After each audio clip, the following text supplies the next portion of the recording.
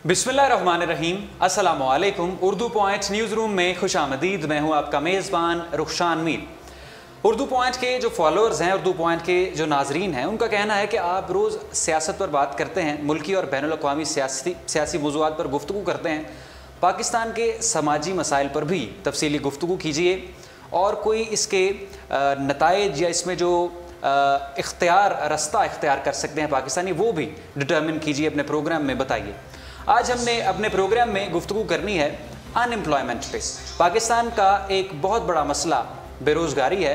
पाकिस्तान में बहुत से ऐसे नौजवान हैं जो पढ़ते हैं, लिखते हैं, यूनिवर्सिटियों में अपनी तालीम हासिल करते हैं, बहुत छोटे शहरों से निकलते हैं, बड़े शहरों में जाकर तालीम हासिल करते हैं, मगर फिर भी उनको खाली हाथ अपने घरों को वापस लौटना पड़ता है, मायूसी की हालत में अपने घरों को जाना पड़ता है। एक सर्वे के मुताबिक 2010 में पाकिस्तान में बेरोज़गारी की शरह 5.5% थी। 2011 में इस पर इजाफा हुआ और ये 5.6% हो गई। एक अब जो फाइनेंशियल एनालिस्ट हैं, जो तज्ज़ियाकार हैं, उनका कहना है कि 2017 के इख्तिताम तक पाकिस्तान में बेरोज़गारी की शरह 6% हो जाएगी। यानी अगर पाकिस्तान की आबादी 25 करोड़ है तो तकरीबन 1.25 से 1.5 करोड़ के दरमियान ऐसे नौजवान हैं जिनके पास कोई रोज़गार नहीं, करने को काम नहीं, तालीम याफ्ता भी हैं और ऐसे भी हैं जिनके पास तालीम की दौलत भी नहीं और फिर भी उनको काम नहीं मिलता। बहुत से नौजवान बैरून मुल्क जाते हैं और बैरून मुल्क जाने के नाम पर भी क्या खिलवाड़ किया जाता है, धोखा किया जाता है, उससे भी आप तमाम नाजरीन बाखूबी वाकिफ़ हैं।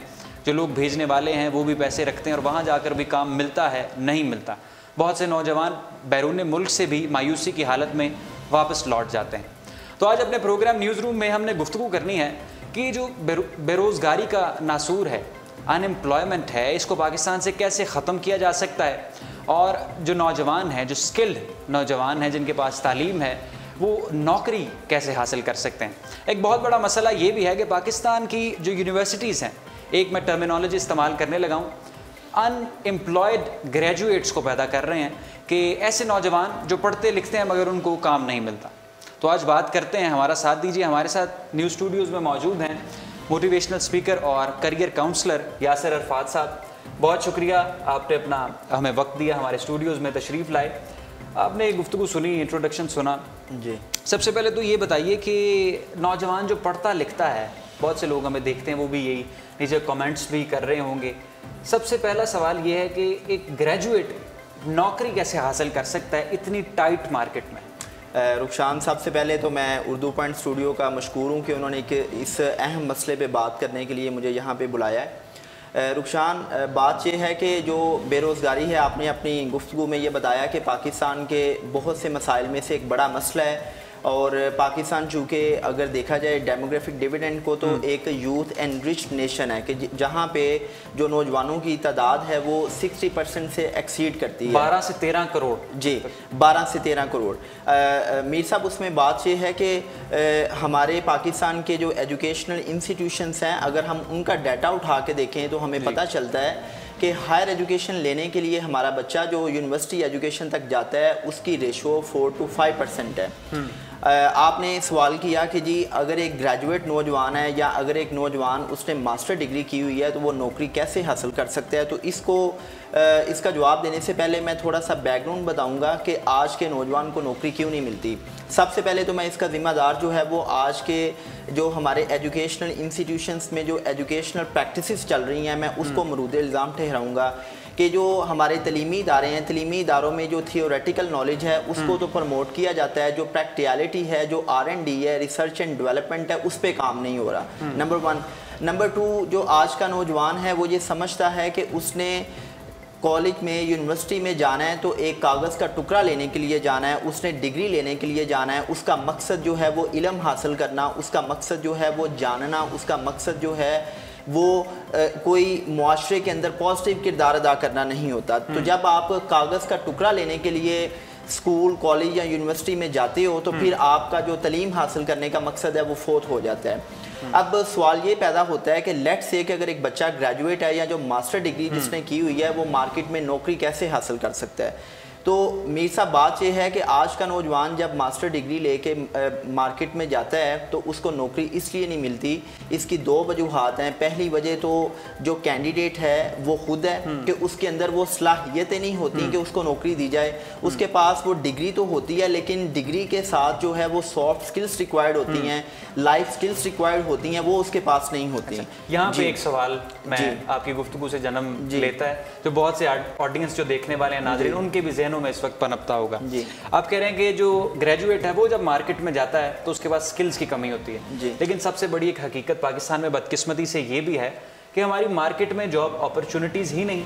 इसकी वजह की है कि मुल्क में पॉलिटिकल इंस्टेबिलिटी है, सियासी इस्तराब है, दहशतगर्दी का नासूर था और इसकी वजह से फॉरेन इन्वेस्टमेंट भी कम थी, कंपनीज नहीं, जॉब नहीं मिलती। ग्रेजुएट्स के पास स्किल्स हैं भी, जो ग्रेजुएट हो चुके हैं लोग उनके पास स्किल्स भी हैं लेकिन मार्केट में कुछ नहीं। रुखसान अगर है भी तो इतना कंपटीशन है कि उसमें पॉलिटिक्स भी है, लोग एक दूसरे की टांगे भी खींच रहे हैं आगे बढ़ने के लिए कि हमारा काम जो है चल जाए।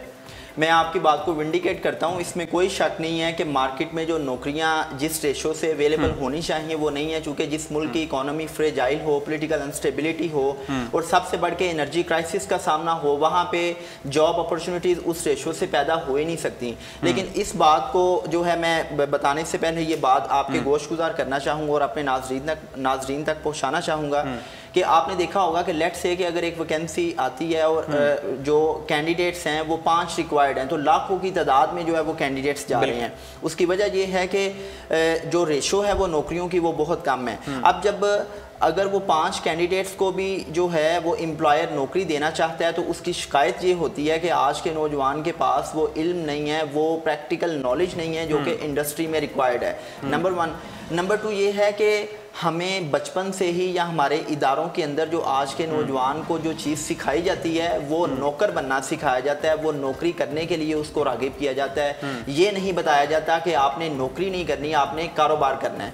अब रुखसान उसमें बात ये है कि मैं ये चैलेंज से कह सकता हूँ कि मुझे दुनिया की कोई ऐसी रियासत दिखा दें कि जहाँ पे करोड़ों नौजवान बेरोज़गार हों और उस रियासत ने उन बेरोज़गार नौजवानों को रोज़गार दिया हो। दुनिया की कोई भी रियासत जो है वो करोड़ों नौजवानों को रोज़गार नहीं दे सकती। ये आपके इदारे हैं जिन्होंने अपने जो आइंदा आने वाली नस्लें हैं जिन्होंने नौजवानों को ये बावर करवाना है कि आपको नौकरी की तरफ नहीं जाना, आपको कारोबार की तरफ जाना है, आपको एंटरप्रेन्योरशिप की तरफ जाना है। ठीक है, कारोबार की तरफ भी आएंगे, लेकिन अभी चूंकि जॉब पे बात हो रही है कि नौकरी किस तरह से हासिल की जाए, ये हमारा सवाल था। इसमें ना मैं ये आपने रियासत की बात की, थोड़ा सा ऑडियंस के बिहाफ पे मेरा सवाल ये आपसे कि जो वेस्ट है, अमेरिका, यूरोप और अब तो इंडिया भी आगे बढ़ रहा है आईटी में और दूसरी दीगर फील्ड्स में, वहाँ पर तो ऐसा नहीं है। वहाँ पर तो इतना खबर नहीं होना पड़ता, नौजवान को कुछ ना कुछ मिल जाता है उसे काम, बल्कि जो दूसरे ममालिक से जाते हैं उनका भी अच्छा खासा वहाँ पे। मीर साहब इसमें ना थोड़ी सी मिसकंसेप्शंस हैं, वो हमें क्लैरिटी होनी चाहिए। अगर आप इंडिया की बात करते हो तो इंडिया में भी जो अनएम्प्लॉयमेंट की रेशो है वो 8.5% पर एनम है। मैं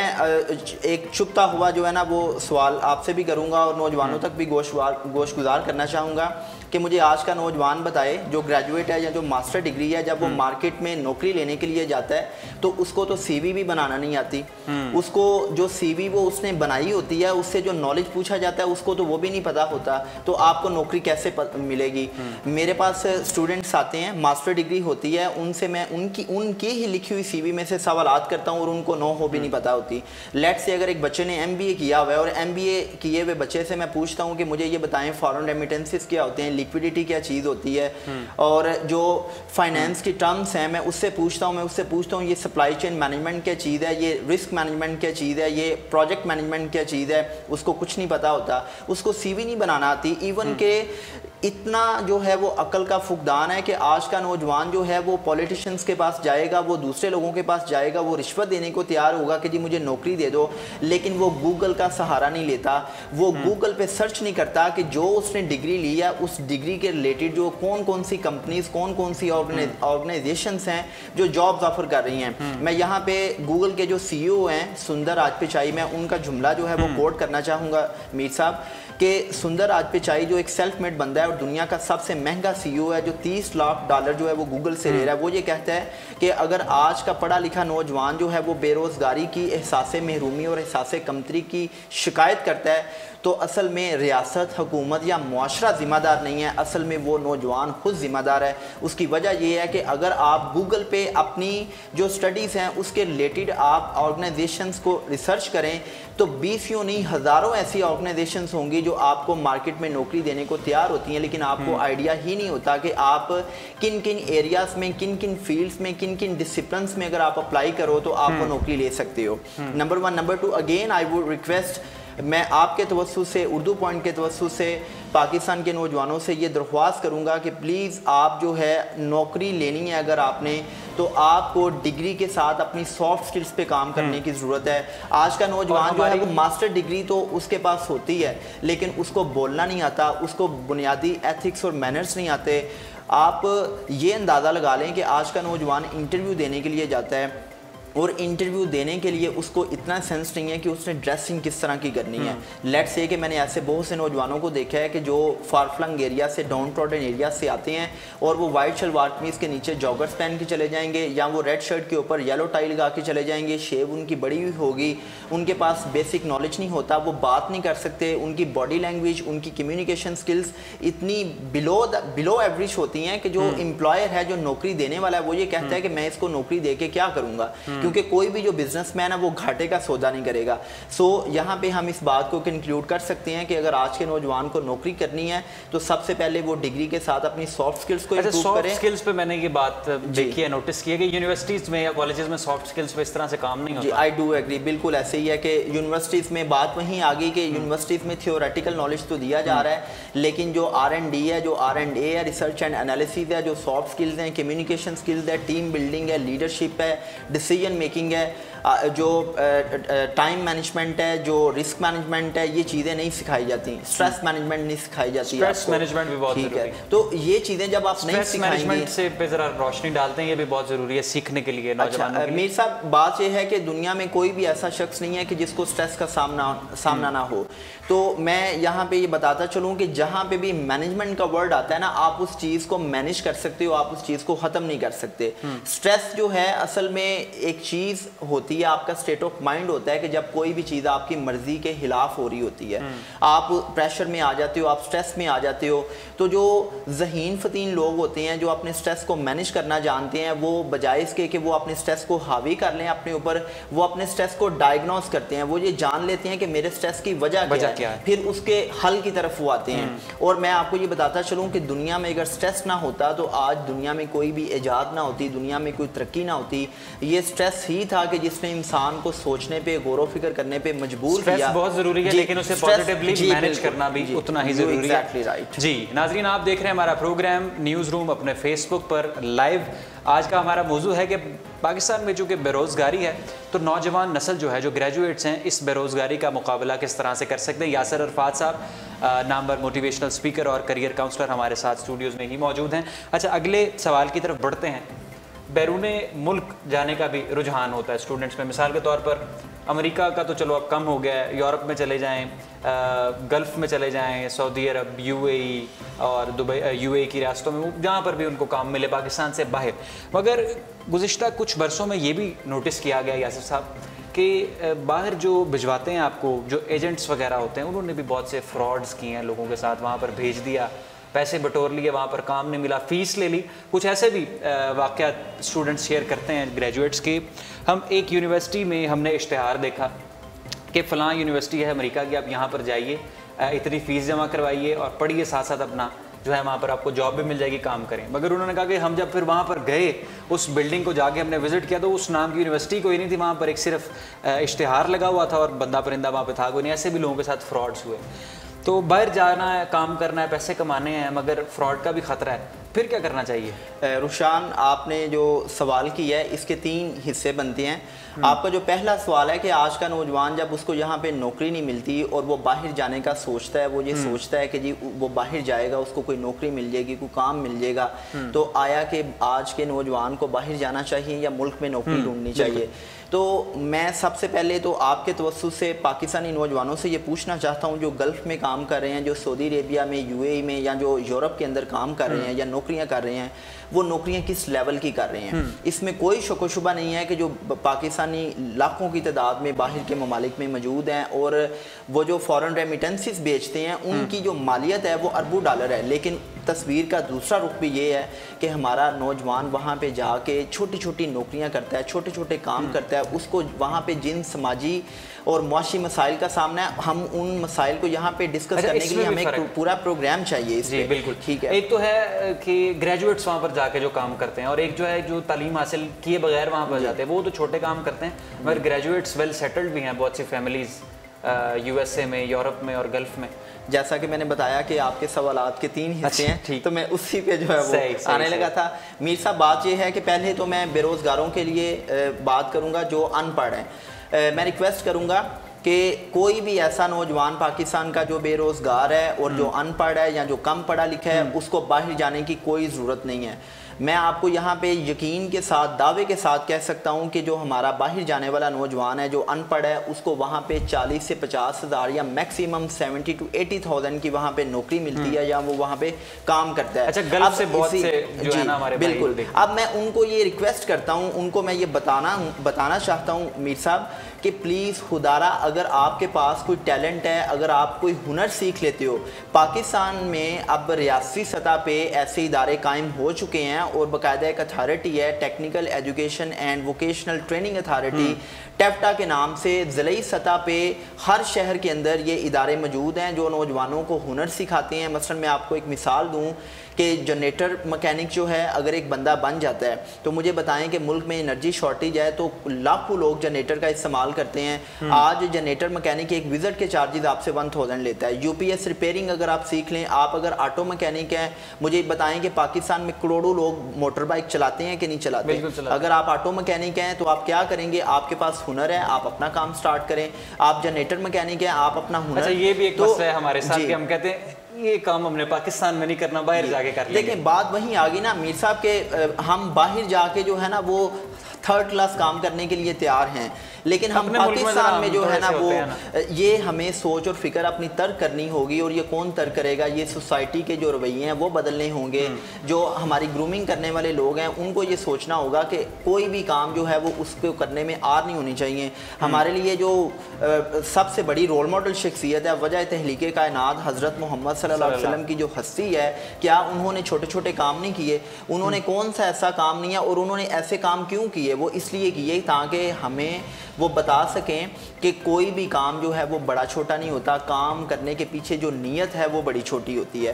سو آج کا نوجوان اگر وہاں پہ چھوٹے چھوٹے کام کر سکتا ہے, میر صاحب بے روزگاری جو ہے وہ ختم ہو جائے گی جب آج کا نوجوان اپنے ہاتھ میں ہنر لے لے گا. بڑا آسان سا طریقہ ہے. لیٹ سے کوئی بھی بندہ ان پڑھ ہے, وہ بے روزگار ہے, کوئی بھی ہنر سیکھے, 3 ماہ کا 6 ماہ کا جو ہے وہ کورس کرے, اپنے وزٹنگ کارڈ چھپوائے, کٹ خریدے, اور جہاں پہ بھی اس کا گزر ہوتا ہے, جس بندے سے بھی وہ ملتا ہے, وہ اپنے وزٹنگ کارڈ دے.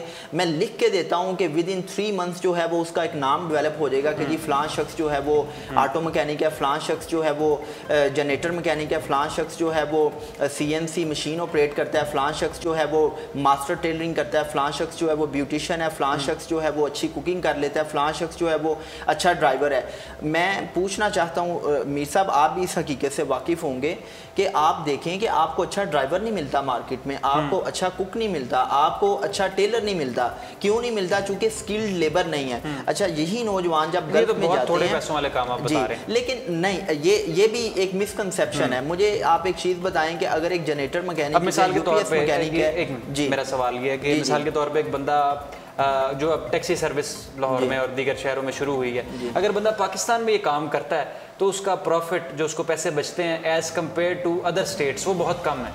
اس کا مجھے ایکسپیرینس اس طرح سے ہوا کیونکہ میں ٹریول کر رہا تھا تو ایک شخص سے میری ملاقات ہوئی, وہ پہلے دبئی میں یہ کام کر کے تو پاکستان آئے تھے. تو میں نے ان سے پوچھا کیا فرق ہے آپ کو, آپ وہاں پر بھی کام کرتے تھے یہاں پر بھی؟ وہ کہتے ہیں یہاں پر تو بچتا ہی کچھ نہیں, وہاں پہ تو ہمارا اچھا خاصا گزارا ہو جاتا تھا.